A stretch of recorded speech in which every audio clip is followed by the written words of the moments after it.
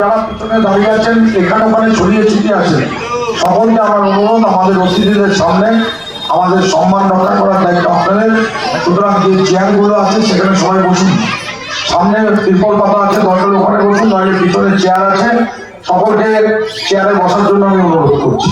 দাঁড়িয়ে কেউ থাকবেন না, আশেপাশে সকলে বসার চেষ্টা করবেন। গ্রাম পঞ্চায়েত এবং পঞ্চায়েত সমিতির যারা সদস্য বা সদস্যের প্রতিনিধি এসছেন তারা মঞ্চে আমরা দ্বিতীয় তৃতীয় লোকে বসবেন।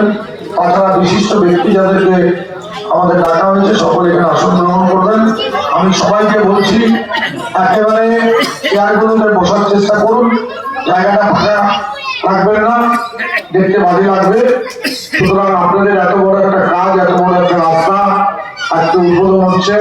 আমরা ডানাপাড়ার মোড়েও যাইনি, আমরা গোকর্ণ বাস স্ট্যান্ডের মোড়েও যাইনি, আমরা কিন্তু ফাইনাল সাহেব এবং আপনাদের প্রধান, আপনাদের মেম্বারদের কথায় আমরা কিন্তু আজকে এখানেই আমাদের উদ্বোধনী অনুষ্ঠানটা ঠিক মধ্যবর্তী স্থানে আমরা করছি।